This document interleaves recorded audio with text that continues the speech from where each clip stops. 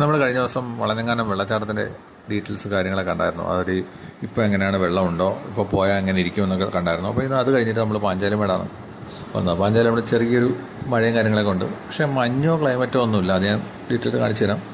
നമ്മൾ വന്നതും വലിയ സീസൺ ടൈമൊന്നും അല്ലല്ലോ, അപ്പം അവർ അത്യാവശ്യം വൈബേ നമ്മൾ പ്രതീക്ഷിക്കുന്നുള്ളൂ.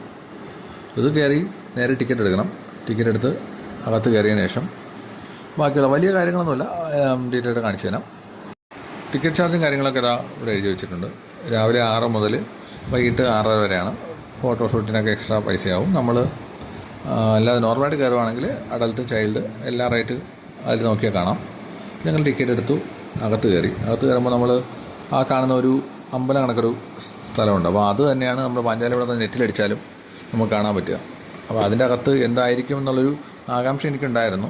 നല്ലൊരു വൈബായിരിക്കും എന്നൊക്കെ ഞാൻ വിചാരിച്ചു. അതിനകത്ത് എന്താണെന്ന് ഞാൻ കാണിച്ചു തരാം. ഈ ആനയുടെ പ്രതിമയും നമുക്ക് പാഞ്ചാലിമേട് എന്ന് പറഞ്ഞ് അടിക്കുമ്പോൾ നെറ്റിൽ വരുന്നതാണ്. നമുക്കപ്പോൾ അതിൻ്റെ അകത്ത് കയറി നോക്കാം, അതിൻ്റെ അകത്ത് എന്തായിരിക്കുമെന്ന്. ഞാനൊട്ടും പ്രതീക്ഷിച്ചില്ല ഇങ്ങനെയാണെന്ന്. പക്ഷേ ഇതിന് മുമ്പേ പോയിട്ടുള്ളവർക്ക് അറിയായിരിക്കും. ഇതിനകത്ത് സംഭവം എന്ന് വെച്ച് കഴിഞ്ഞാൽ ഒരു ക്യാൻറ്റീനാണ്.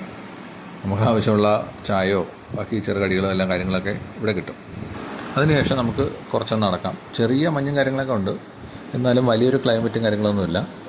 പക്ഷേ അങ്ങനെ ഒരു ക്ലൈമറ്റ് നമ്മൾ പ്രതീക്ഷിക്കുന്നില്ല, കാരണം സീസൺ ടൈം അല്ലല്ലോ. വെക്കേഷൻ ടൈം ആയതുകൊണ്ട് അത്യാവശ്യം ആളുണ്ടെന്നേ ഉള്ളൂ.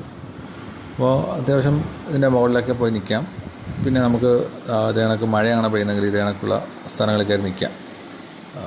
മോനുണ്ടായിരുന്നു, അവന് ഈ വെള്ളമൊക്കെ കണ്ടപ്പോൾ ഫുള്ള് അത് കളിയും കാര്യങ്ങളുമാണ്. പിന്നെ അവരെ നമുക്ക് ഒരുപാട് വെള്ളത്തോട്ടിറക്കി നടത്താൻ പറ്റില്ല, മറിഞ്ഞൊക്കെ വീഴാൻ ചാൻസ് ഉണ്ട്. ഭയങ്കരമായിട്ട് മുറിയില്ലെങ്കിലും ജസ്റ്റ് അത്യാവശ്യം നോവാനുള്ള ഇതുണ്ട്. പില്ല് ഇങ്ങനെ കാണുന്നുണ്ടെങ്കിലും കുറച്ച് കല്ലും ഒക്കെ ഉള്ള ഏരിയയാണ്. അപ്പോൾ നമ്മൾ അതൊക്കെ കഴിഞ്ഞിട്ട് നേരെ മുകളിലോട്ടൊക്കെ പോയി. ഇതുകൂടി ശ്രദ്ധിച്ചോളൂ കേട്ടോ, ഇടിമിന്നൽ കാര്യങ്ങളൊക്കെ ഉള്ള സമയത്ത് നമ്മൾ മലയുടെ മുകളിലൊന്നും പോയി നിൽക്കരുത്. കാരണം എന്തെങ്കിലുമൊക്കെ പറ്റിക്കഴിഞ്ഞാൽ ഒന്നും ചെയ്യാൻ പറ്റില്ല. ഇതേ കണക്കുള്ള സ്ഥലങ്ങളിലൊക്കെ കയറി നിൽക്കുക. മഴ പെയ്യുമ്പോഴും ഇങ്ങനെയൊക്കെ ഒന്ന് മാറി നിൽക്കുക. ഒരു വൈബിൻ്റെ പേരിൽ മുകളിലൂടെ കയറി കഴിഞ്ഞാൽ ചിലപ്പോൾ നല്ല പണി കിട്ടും. അവനാണെങ്കിൽ വന്നപ്പോൾ തൊട്ട് ഭയങ്കര കൊടുത്തുകേട, ഒന്നും പറഞ്ഞാൽ കേൾക്കില്ല, തറയിൽ നിൽക്കണം. അവിടെ കല്ലൊക്കെ ഉള്ളതുകൊണ്ട് മറിഞ്ഞ് വീഴാനൊക്കെ ഉള്ള ചാൻസ് ഉണ്ട്.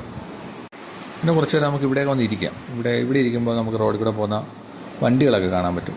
വണ്ടികളൊക്കെ കണ്ടുകൊണ്ട് കുറച്ച് നേരമൊക്കെ നല്ല ക്ലൈമറ്റൊക്കെ ഉള്ള സമയമാണെങ്കിൽ ഒരുപാട് നേരം നമുക്കവിടെ സ്പെൻഡ് ചെയ്യാം. ഒരു നല്ല വൈബാണ്. ഇതൊക്കെ കാണാനാണല്ലോ നമ്മൾ ഇടുക്കിയിലൊക്കെ വരുന്നത്. പക്ഷെ മഞ്ഞ് കുറവാണെന്നുള്ളത് ഒരു സത്യം തന്നെയാണ്. ഇങ്ങനെ കാണുന്ന കണക്കിരിക്കും. പിന്നെ ചിലരുടെ കമൻ്റ് ഉണ്ടായിരുന്നു, ഇതൊക്കെ കാണാനാണെങ്കിൽ നാട്ടിൽ നിന്നാൽ പോരെയെന്ന്. പക്ഷേ ഇത്രയും മഞ്ഞ് കുറവാണെന്ന് ഞങ്ങളും പ്രതീക്ഷിച്ചില്ല. അപ്പോൾ ഇതുവഴി വരുന്നവരൊക്കെ ഒന്ന് ട്രൈ ചെയ്ത് നോക്കുക. ഒരു 2 ദിവസത്തെ ട്രിപ്പിനൊക്കെ ആയിട്ട് വരികയാണെങ്കിൽ റൂമിൻ്റെ ഡീറ്റെയിൽസൊക്കെ ഞാൻ അടുത്ത വീഡിയോയിൽ അപ്ലോഡ് ചെയ്യാം.